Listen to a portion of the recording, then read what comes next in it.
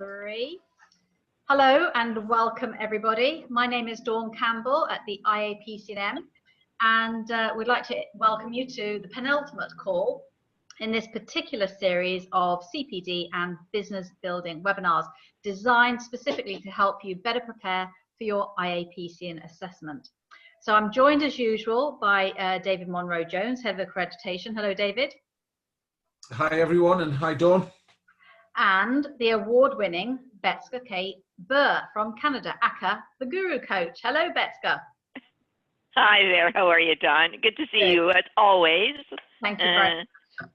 So, as you can see from the slide, today we're going to discuss and share our thoughts on the importance of managing progress and how to end a coaching session with your client being accountable for their actions they've just committed to being responsible for. So, David, as usual, we'll kick off with you, please. So tell us what it is that you want to hear at this stage of a coaching call during an assessment, please. Okay, so first and foremost, for those of you who can see me on video and wonder what the blue sort of sash is, I've had shoulder surgery, so if I lean this way, I do apologise. It's nothing deliberate.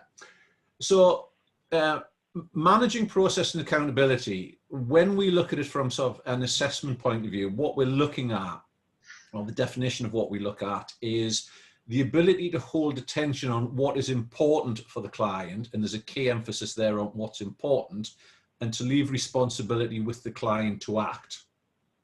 So the things that we would look for within that would be the client being encouraged to explore the actions they've taken so far, to be encouraged to reflect certainly on things that have worked, what hasn't worked, are there any similarities from the past. There would be a requirement for the coach to challenge client responses, so they don't just take things for granted and accept it, so like at face value. Looking for potential learning points, maintaining the link between actions and the larger client goal as well. So it may be, certainly within the assessment process, it's generally sort of like a one-off coaching session, but one of the things within that is, what is the bigger goal? What else is there? And also help the client learn from experience and critically accept accountability for their actions. The flip side of that, and I know we'll get into the meat of all of these little points, where you would lose points within the certainly within the assessment process, but also thinking about the ramifications if you're working with clients sort of in the real world, is if you fail to address the inconsistencies in what a client is saying and the action that they're prepared to take or have taken. As I mentioned, accepting things at face value, failing to hold the client accountable, or adopting the role of decision maker. One of the things that we've touched on in previous sessions is how bias can come into coaching sessions, and something along this also would fall nicely into something like confirmation bias. So that what we mean by that would be the coach automatically goes, oh yeah, I know what the answer to that is, and sort of guides the client in that route, rather than working with the client for them to find out the answer to their own issues.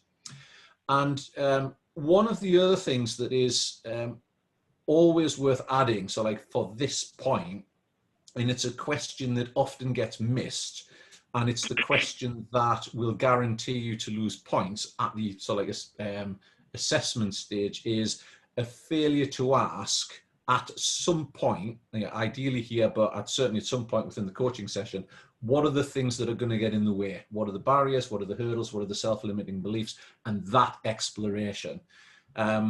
Because it's okay at the end to be asking things like who can support you, and finding out about support networks and whether the client is self-sufficient.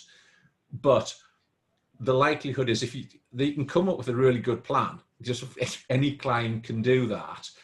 But you have to have that knowledge of, right, well, okay, that's a great plan, but if you haven't got an idea about how to overcome issues, certainly if the client has already said, oh, well, I've tried this a couple of times before, but it hasn't worked, and you haven't addressed that, then it's an important point to cover at this point.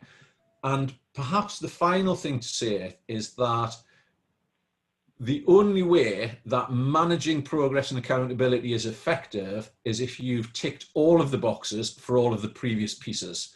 Because if you haven't correctly set goals, if you haven't challenged, if you haven't explored, if you haven't understood, if you haven't actively listened, et cetera, et cetera, et cetera, then it doesn't matter what happens when you get to this point, because you'll be trying to knit with spaghetti, as somebody once described it as. It just won't stick. So that's sort of my starter for 10. Thank you. And what about you, Betska, please? What would you add? Well, I was wondering if I could explore managing progress and accountability. Here at Coaching and Leadership International, we offer 4 steps. And would it be okay if I shared those 4 steps right now? Yeah. Okay, great. Well, I think managing progress and accountability goes all the way back to the beginning of a client-coach relationship, so that the client is conducting profile assessments, for example, to establish their challenges and goals, and there could be dozens of them. So that's step 1. And then step 2, so they're being accountable right from the very beginning to themselves, that this is what I want to work on or what I could be working on. And then they take the results from their assessments plus their own knowledge, or maybe their supervisor wants them to work on some specific leadership competencies, etc. And then they create a learning and development plan.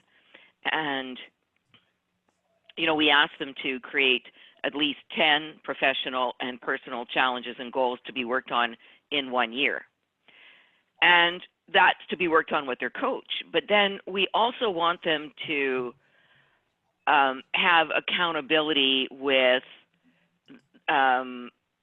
themselves. So we invite them to create a list of challenges and goals that they would like to self-coach on. And we give them some tools like thebrainwalk.com, which is one of our free sites.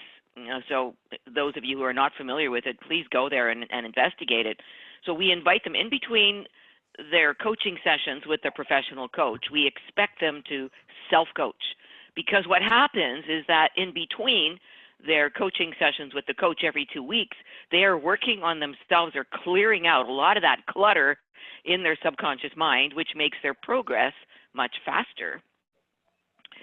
And then step 3 is we offer progress and accountability in every single coaching session. And let me address that. First of all, the client takes notes in every session. We give them 4 pages. They have an e-coaching journal, and every session they are to fill out these 4 pages. So right at the very beginning of the coaching session, they're writing down what their real issue or real goal and results are, the results that they would like to achieve from the coaching session. And then before they even get into what they would like to work on today, we explore the results that they noticed from the last session. So the coach and coachee will review last session's notes, and then the coach will say, well, what results have you noticed from the last session? So the client has to be on their toes, right? It's about managing their own progress and accountability. So we ask, what results have you noticed from the last session? And what additional support, if any, do you need from me with respect to last session's work? And also, if there are any additional roadblocks. So let's say the client has not achieved their real goal from the last time, then there could be additional, as David said, roadblocks, beliefs, limiting beliefs. There could be something else in the way. So the coach at that point must be on their toes to say, all right, so what's in the way? How can I support you today to make sure that you achieve last session's real goal or overcome that challenge? And then the client describes their results from their self-coaching. It could be from the brain walk or some other methodologies that the coach might give them. and the client records their results from last session in, we'll call them session notes.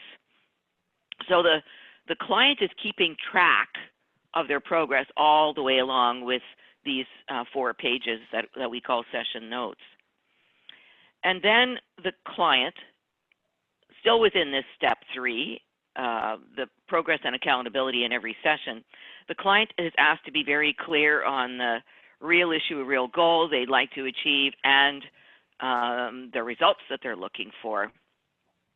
Then they identify their where their real issue or real goal is in their learning and development plan.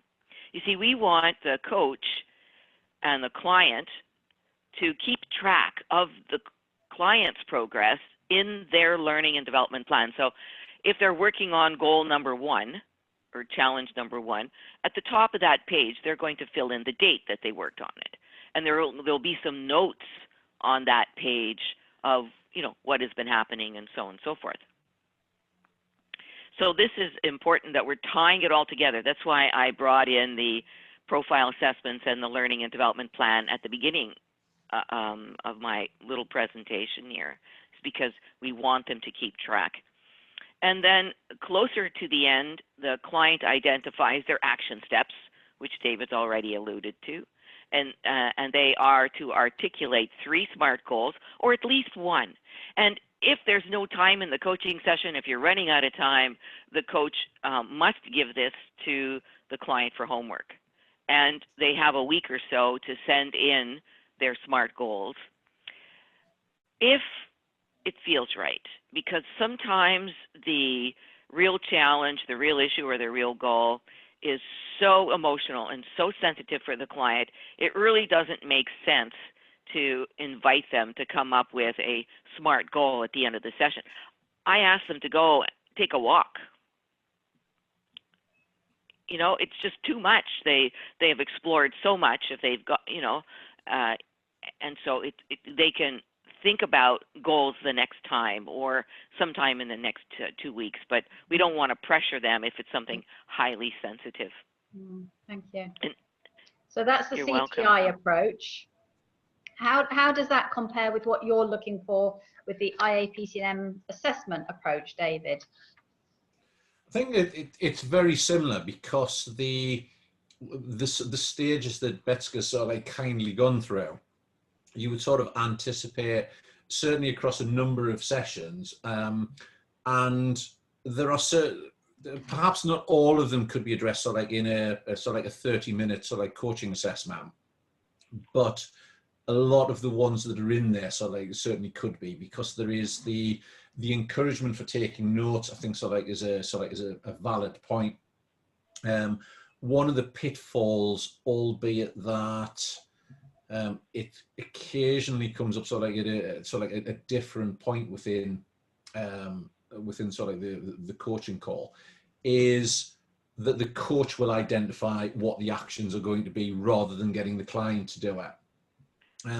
So I think the similarities are all in there, and I totally agree with Betska's comment on the end point of it depends what the client is working on.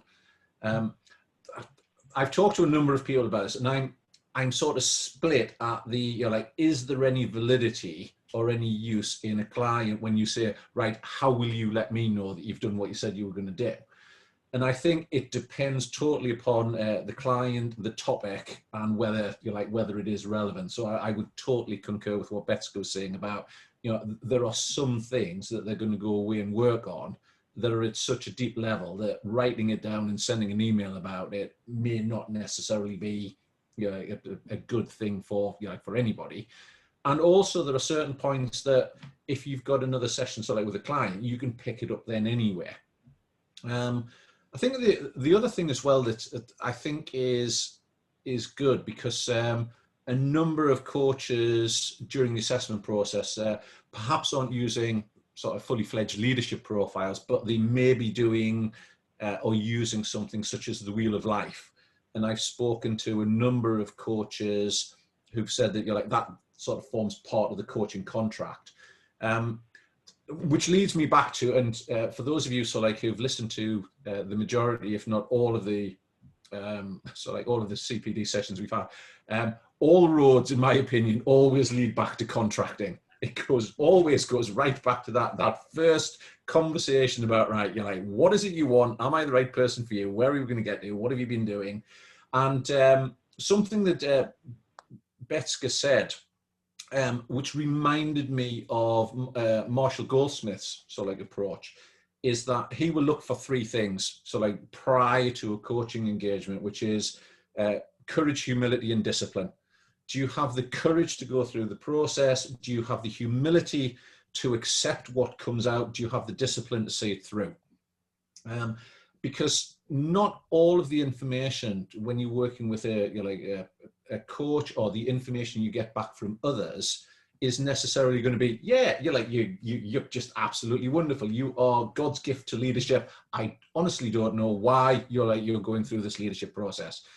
And it's just not the case. Things often come back going, how you ever got a leadership position is a little bit beyond me, but seeing as you've asked. And that is the same for one of the other aspects of the coaching process, not necessarily for managing process and accountability, but the ability of the client to understand that the coach will provide feedback if that's what's being contracted for.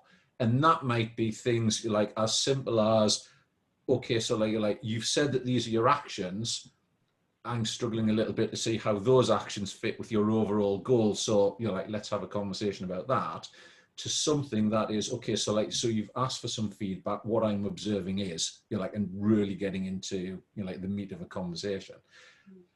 What Marshall Goldsmith commented upon was that if a client then becomes hesitant, you can go back to the contract and you can say, look, our initial conversation said, that you committed to being, and you held yourself accountable for being honest about courage, humility, and discipline. And now, I'm seeing a little bit of movement on this. So what's going on? Oh, well, I'm finding the process difficult. Okay. There's a conversation we had. I'm finding the feedback I'm getting difficult to understand. Okay. There's another conversation to be had. And it ought to and I know I keep saying this over and over, but all roads lead back to contracting. And it's big C contracting for the beginning, and it's contracting for the beginning of for each session. And then people that I've worked with recently, who will mention things like, right, okay, the accountability piece doesn't have to come at the end of a coaching session. As Betska alluded to, right at the beginning, okay, you're right, remember, you're accountable for your actions. Not me. And it is very much that you can lead a horse to water, and you can have the client, as I alluded to, have the best action plan possible. But if you've, as a coach, if you've got that sense of, what, that sounds good, but I just don't think they're committed to doing that at all.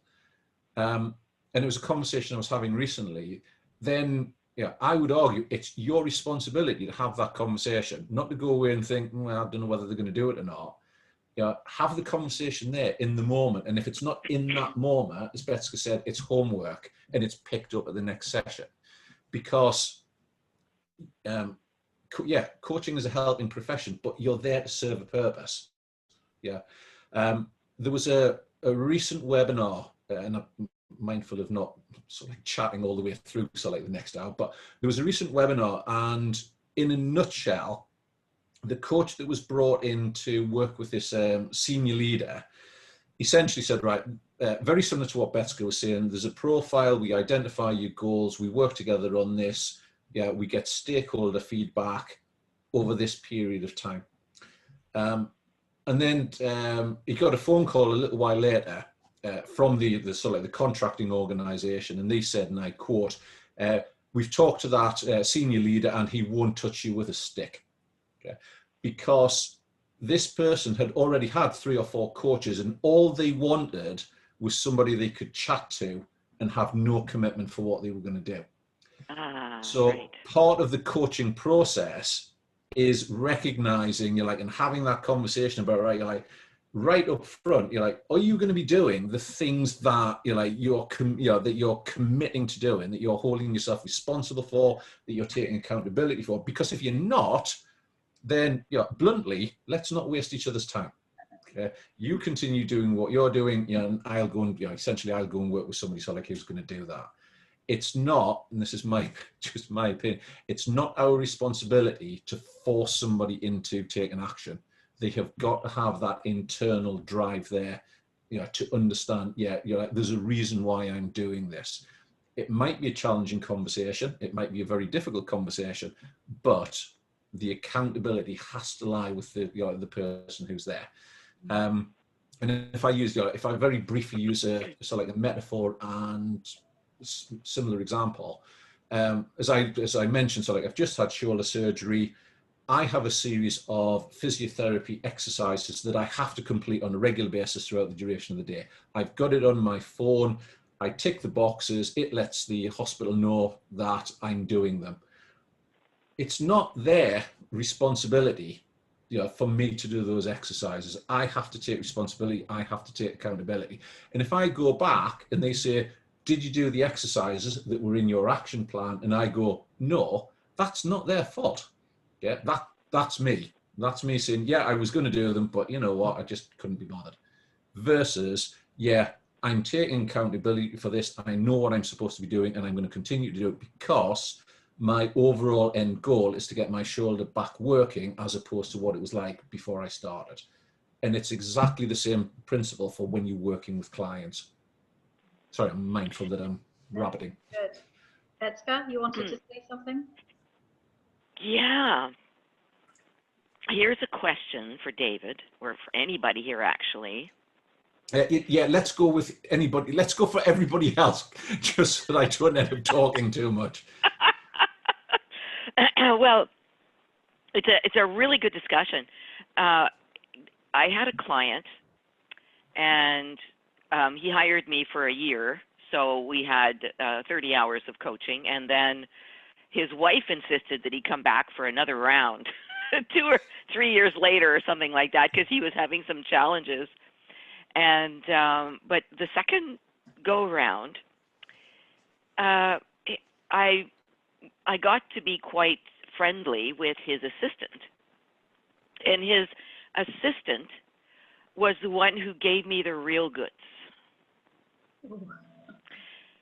who was telling me what was really going on with him and his staff.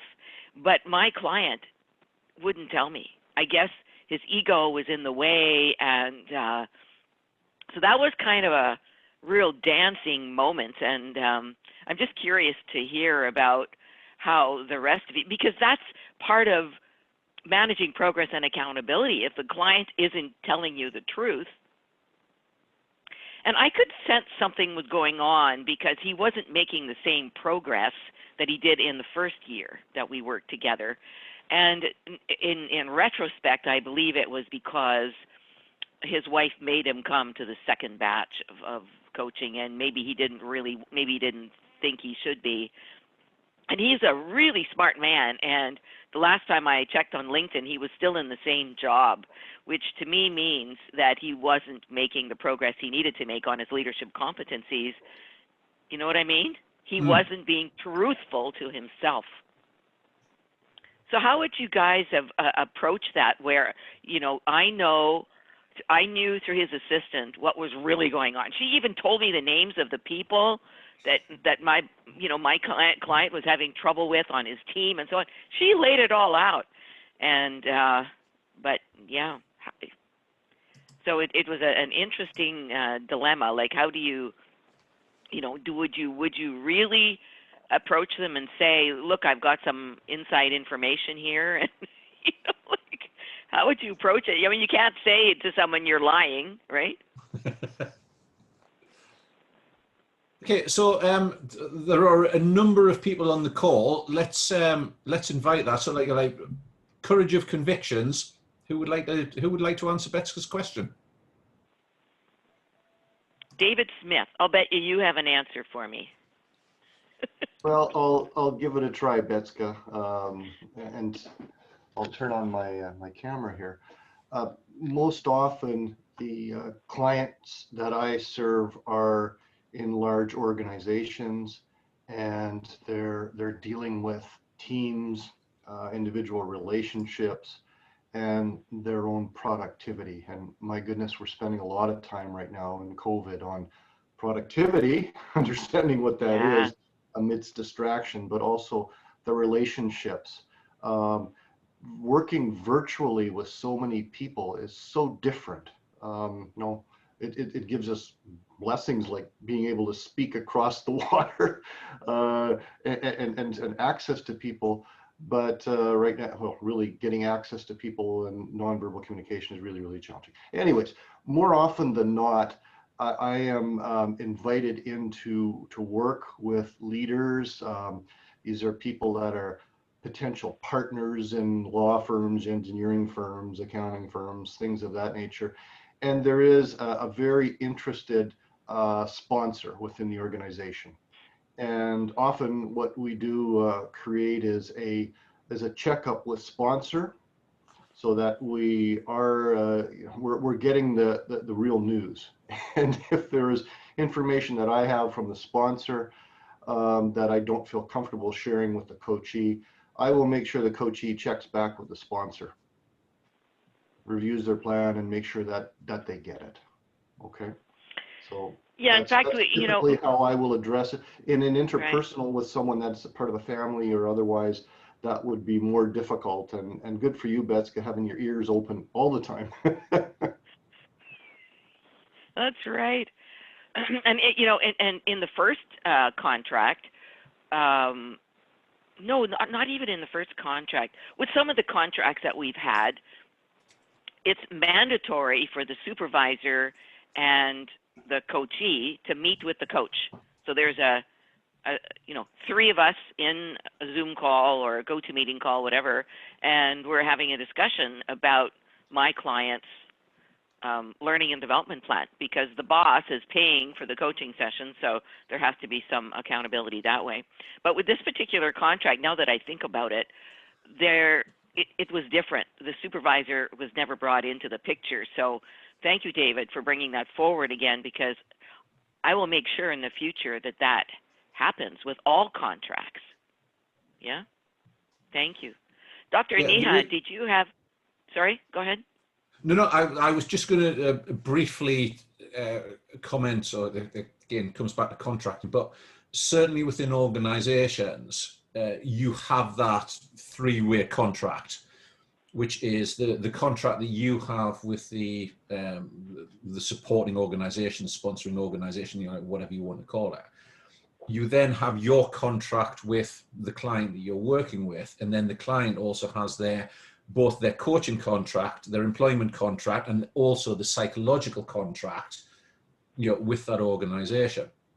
And just very briefly, Betska, before you talk to some others, one of the things that came up with somebody I was supervising at one point was, and this has come up so like a number of occasions, is when you're working in a client organization and you haven't had that conversation about not necessarily why you've been brought in to coach, but the things that happen at the background in terms of, right, where does confidentiality lie? Where does feedback go? What happens if the client comes up with something that is against company policy? You know, what do you want me to do at that point? And some organizations may just turn around and say, look, everything you talk about is confidential. And some might turn around, you know, as you say, and as David was saying, around, look, you're like, you know, we want to know everything. And I would always encourage them, very similar to what David was saying about, look, yeah, I'm not going to tell you, you're like, it's far better if you sit down and have a conversation like with your people, because you can have that, you know, like that one-to-one. And if they're not honest enough to say what's going on, and you're not honest enough to, you know, like tell them, you know, like what you think, then there's an underlying issue that you both need to, you like to deal with. And that's usually followed by me saying, and if that does happen, I know a very good coach who can help me through that. But it is that, you know, all roads lead to contracting and knowing what's going on. And I think you know, bringing other people in, because even with a sort of like 360-degree feedback, you can get people who will look at it and go, well, yeah, well, that's just me.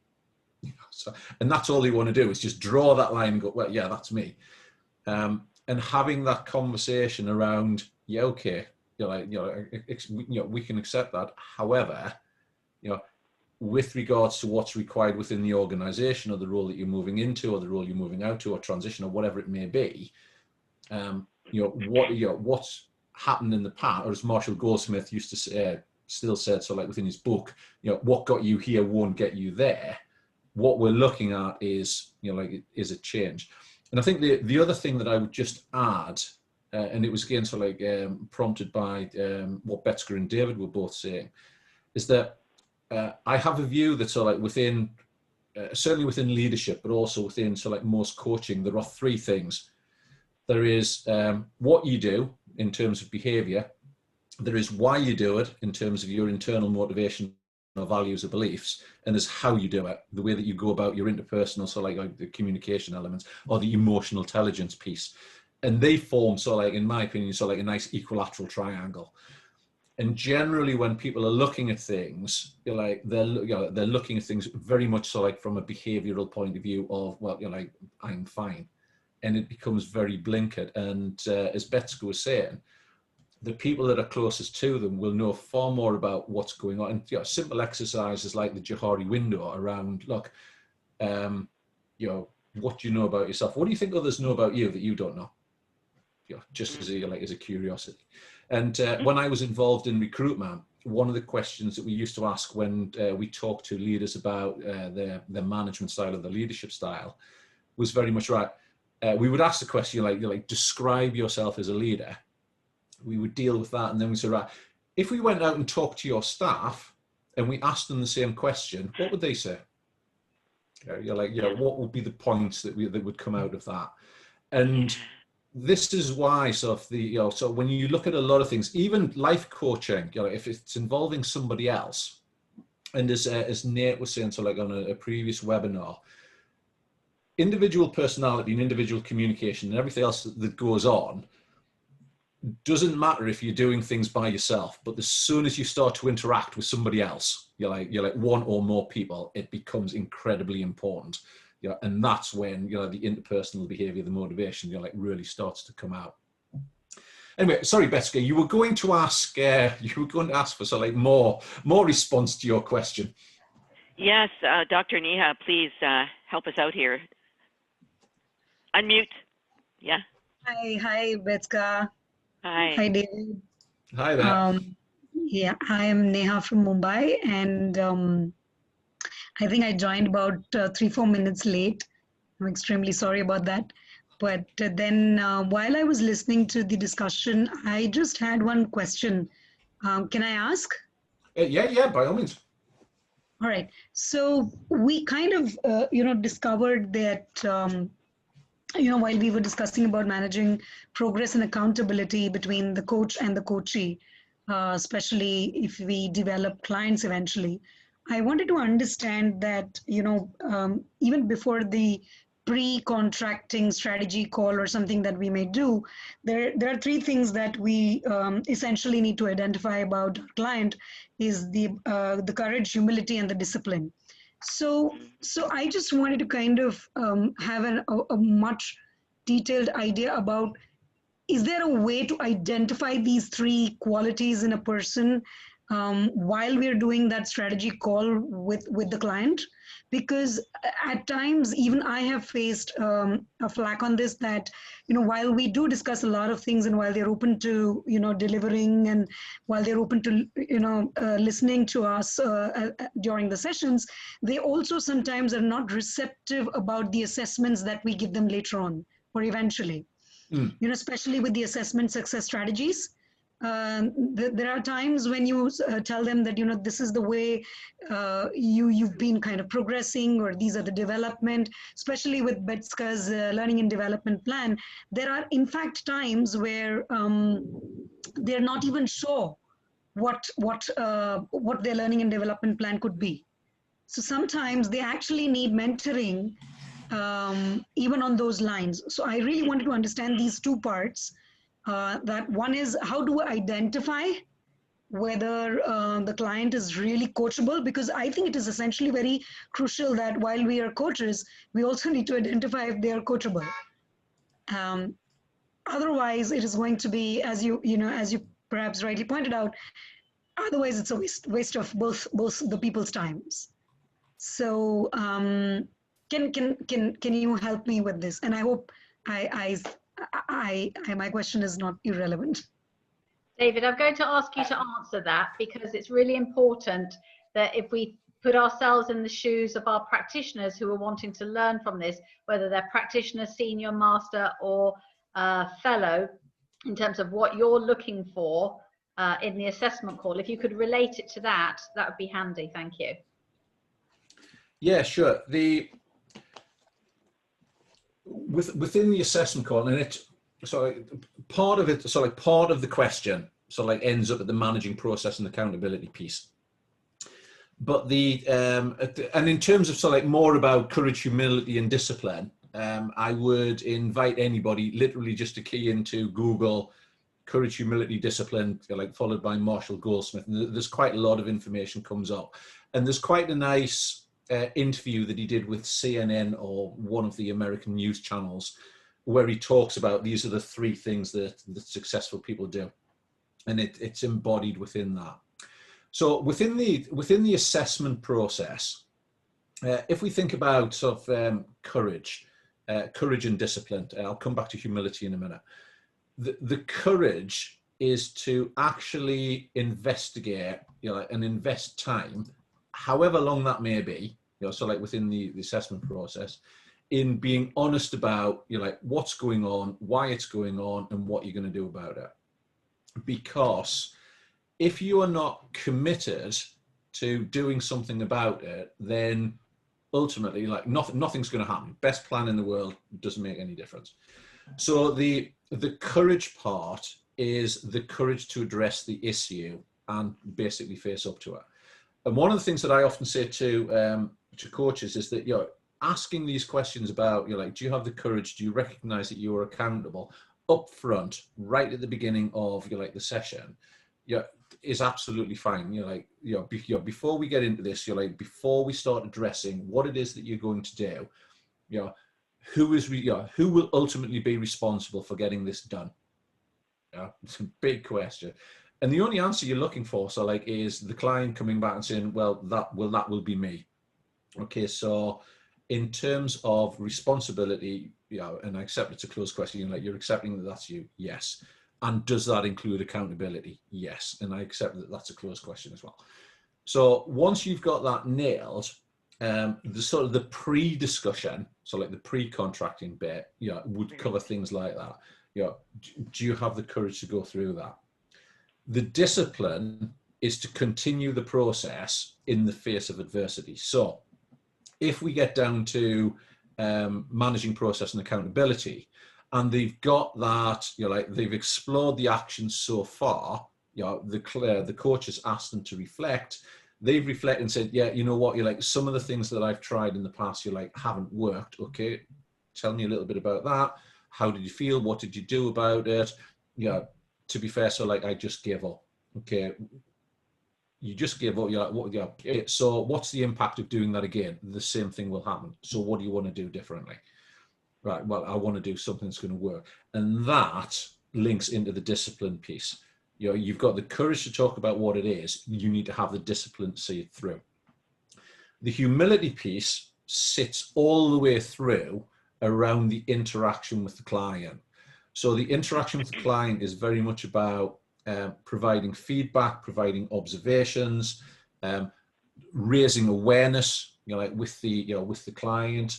As somebody that I was working with recently, within their assessment, they were using language like, it appears to be one of the things I'm sensing, and it opens up that, I might be, putting blocks on this. I might not be doing the things that I could be doing.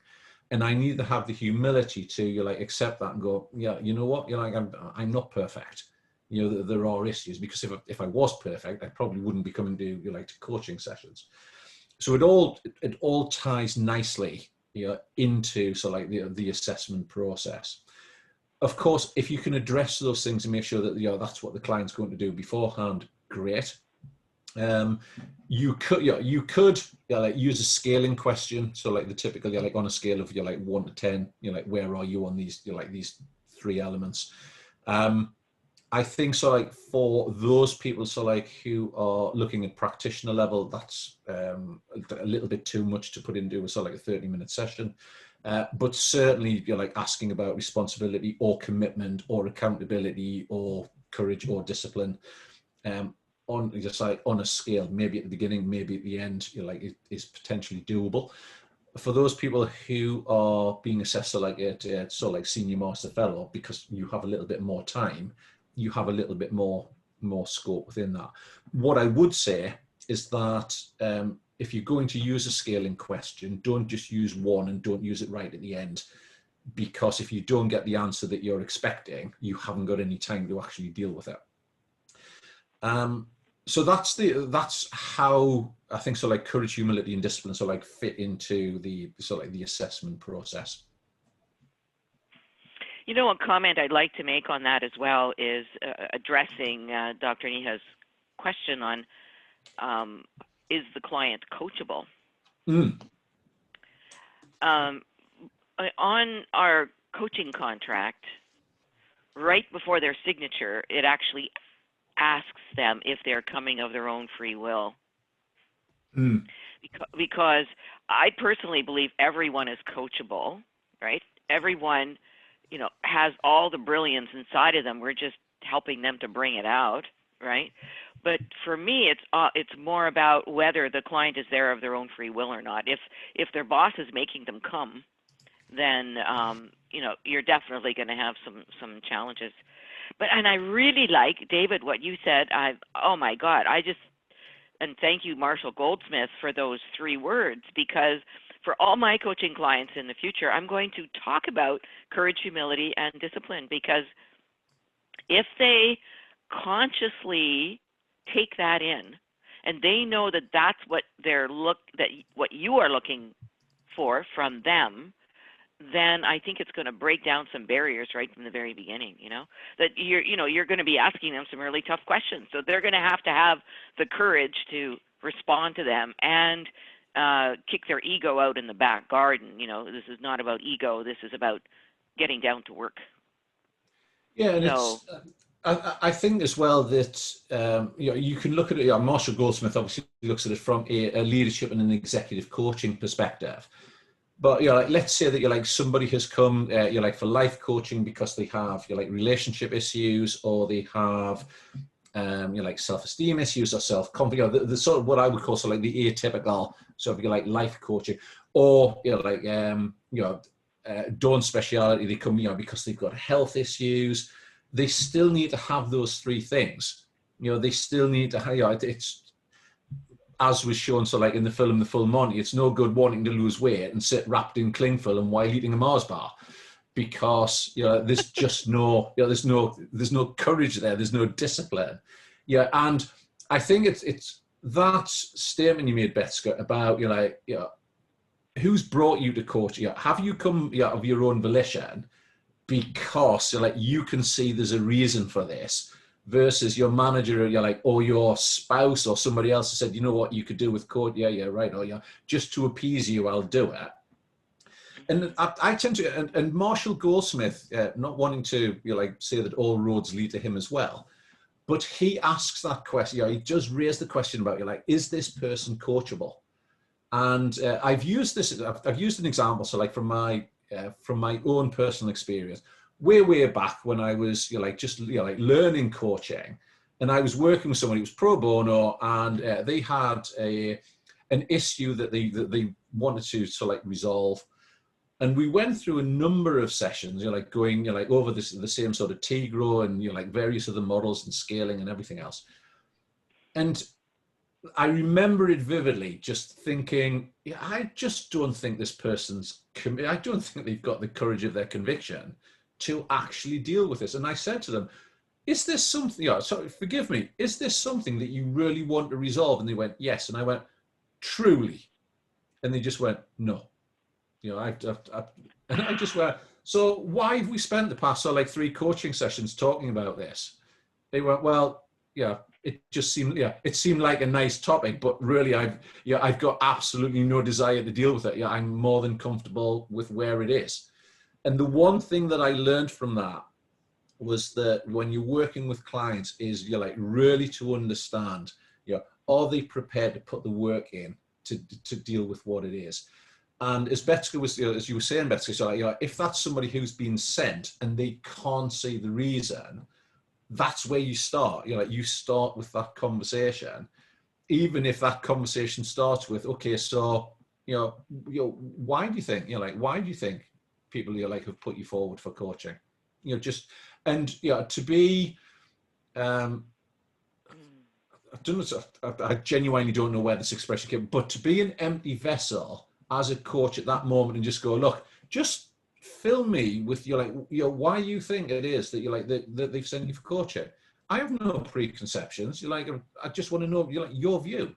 Talk to me. You're like, just tell me. And yeah, and start there, because everything has to start somewhere, because you can guarantee, even if it's just a morsel of information, something will come out that you just go, right, you're like, yeah, there's a start point. You're like, that's something we can do. And there is a gentleman, I think it's Stephen Hayes, but I could be wrong, who comes out of mindfulness and acceptance and commitment therapy. And one of the things that he discussed and demonstrates, like on a video, which I think is on YouTube, but might not be. And it's an example, so like of a session that he's doing. And I accept that it's therapy rather than coaching, but he's having a conversation with somebody and they're going through the similar sort of thing of, yeah, this is just the person that I am, you know, this is what I do. And he just, and it goes against you, like a lot of the typical coaching model, and just goes, let me stop you there. And they just stop and you go, how's that working for you? And they just go, well, it's not. And go, so if it's not working and you recognize it's not working, why are you still doing it? And it's just that, you're like that bluntness of, and they just sit there and go, what's a good point? I don't know. And that, you know, that raising of awareness, and sometimes just stopping somebody in their tracks and saying, you're like, you know what? You're like, you know that this isn't working. You're like, you know what you're, deep down, you know what you're doing. Deep down, you know what you are preventing yourself from doing.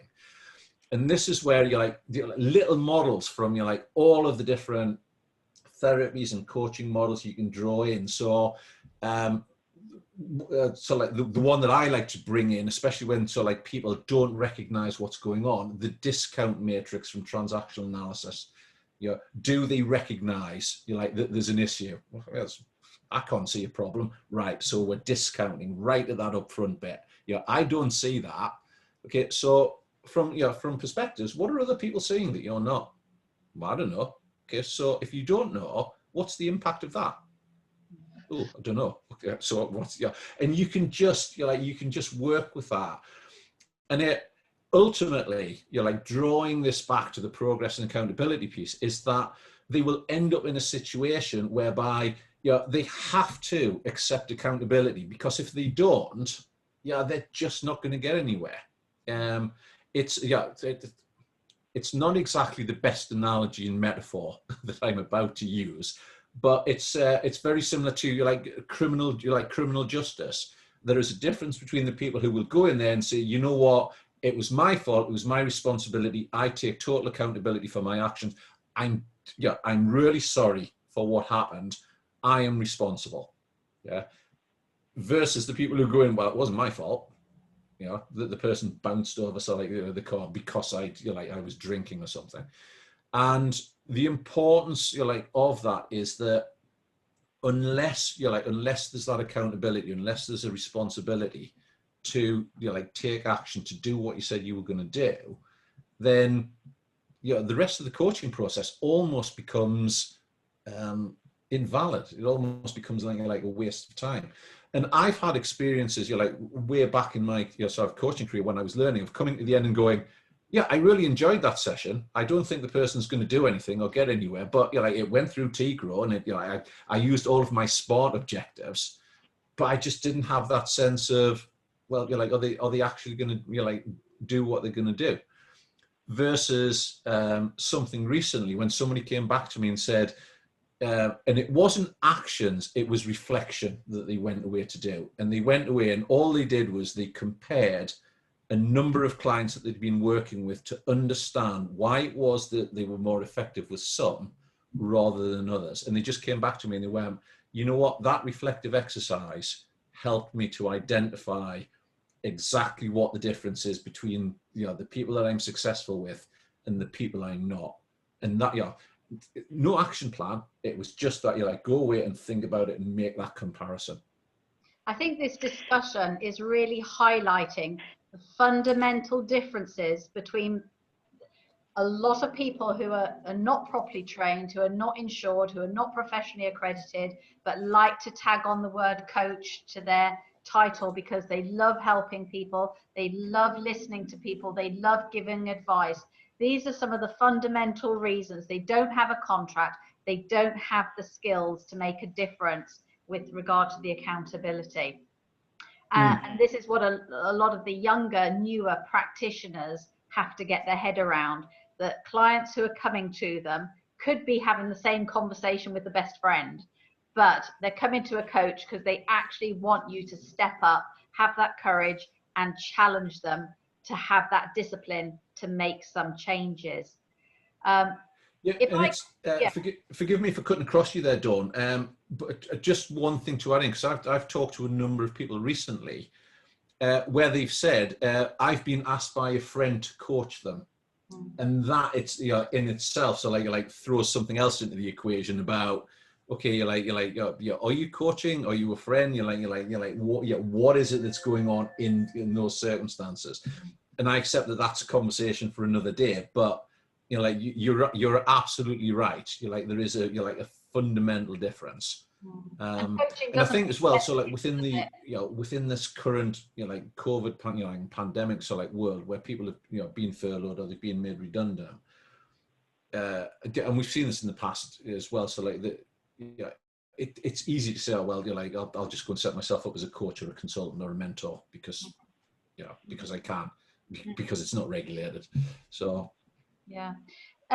So while we're talking about groups of people who are sent for coaching, we already all know that it doesn't make the best gift because, you know, the person's thinking, oh, why have you given me a gift that I need coaching? So already they're not perhaps feeling as good about themselves as they can. But we recognize in corporations, you know, being sent for coaching is part of their appraisal and development type system. Another group sent for coaching, and we're seeing this increasingly, David and Betska, because I think we're the first accreditation body who has an accredited schools program, is youngsters. So young children and teens are being sent to the school coach. How do you think they should handle the accountability aspect? Because it's different to an adult where you say, write down your accountability, feed it back, reflect, etc. How do you think we should be handling it with children, please, David? That's a very good question, and whereas I would normally sort of give you a lot of information, I'm genuinely not, because it is not my field of expertise. However, the two things that I would say around that is any work with children has to follow safeguarding procedures. And any work, so like with children, so like has to fall within, so like the remit of, what it is that that they can do. And yeah, language plays an important part. So like understanding, so like what's going on for for that individual, what it is that they're bringing. And it's one of the things that's, if you're working with children, so like you really need to be trained in that discipline. Because we approach things so like with an adult, when you're an adult, you approach things with an adult mindset. You could comfortably say, oh well, yeah, I'll use transaction analysis, I'll connect with my inner child, but that's not necessarily what you want. You need to have that understanding. So I'm forgive me, I'm going to throw that question so like back out to Betska and other people who may have more more valuable so like insights into that. Well, first of all, I'm delighted that we're having coaches in schools. I mean, that must be happening in the UK. I don't see it happening here in Canada. So I think that's absolutely awesome that that's actually happening. I've worked with a lot of children and teenagers and whole families, and I think David mentioned language. I think language is really important. So you have to ask a question. So instead of, what stress or challenge or goal would you like to work on today? Well, what's bugging you today, or what's been bugging you lately? Use some very simplified language. And I've been known to get down on the floor with young people. And if they're really young, 6, 7, 8, I bring toys out and we sit on the floor and we just play with the toys, and it's a lot more of a casual conversation than it is a structured conversation. I find that children can make faster progress than the adults because they don't have a lot of that life baggage that they're bringing forward for them. And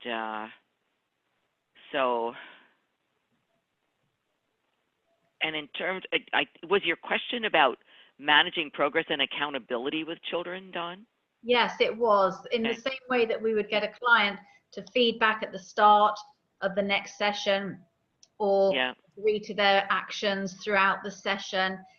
It's a different way with children. And in fact, a new school coach asked me this morning, and I basically said, it depends on the contract that you've got with the school, or whether it's with the parent who's hiring you to do the school coaching. So I'm just throwing it out there, as you're right, increasingly in the UK, we do have a large number of school coaches. So yeah, it's a fantastic thing. And one of the rules we have here, it's not a rule, but it's my own rule, but the student coaches are welcome to use it as well, is that if a child requires coaching, then we usually involve the parents as well. We will coach the parents at the same time as we're coaching the child. Sometimes we'll coach the parents before the children. Mm. Why? Because children take on the patterns of their parents, right? I mean, that was certainly happening, I think, in the last couple of years, but in the last 18 months or so, since the government has made it mandatory to have some sort of pastoral care, which includes mindfulness, resilience, it's becoming commonplace in all schools now. So that has taken away the tier of coaching the parents or the teachers first. So you can have a coach in a school and they just deal with whoever's sent to them, and might not even know the person's name. But I'm conscious of time, David. People are dropping off the call because our time is up. So just to wrap up then, I know we're going to have a summary on the 18th of December, which is just to pull it all together under success strategies. But what, if anything, would you like to finish with, David, please? I would, so just going back to what I alluded to at the beginning of the call, certainly for people who are going through the assessment process, is to remember that when you get to this last stage, the managing progress and accountability, it's accumulation of everything that's gone before. So it's drawing that together, managing your time so that there's enough time to have that conversation to bring out, right, have you got the options? Have you identified what you're going to do? Do you know when you're going to do it? And the expression that I often use is who must do what, by when, to what standard, and for what reason. Yeah. If they understand that and they've got that down to in their plan, then you can more or less suggest that they've taken accountability for that. But you can always finish off with the statement of, and who is accountable for this? Yeah, it's me. Yeah, that is the only thing. Sometimes, and I stress only sometimes, there may be other people involved because the actions that they need to take are, yes, I need to get somebody else to do, X, Y, Z, but they are still ultimately accountable for, for making sure that happens. And I think as I mentioned, don't forget the question, at some point of addressing what could get in the way, what could stop you from achieving this, and other questions around that. And if I may add too, around, right from the very beginning, from that coaching contract, we say to our clients that we're going to measure your progress at the end of our contract, right? So they're going, oh, and it's right in the learning and development plan, right at the very end. We're asking them, well, so in the beginning you said in terms of this competency, you were at a 2. If 10 is being high, you're at a 2. Well, where are you now? And how have you measured that progress, right? So right from the very beginning in that learning and development plan, if it's stated right in there, we have two or three pages where we're telling them we're going to measure your progress at the end. So I think right from the beginning they're saying, okay, I better pay attention, I better do some work.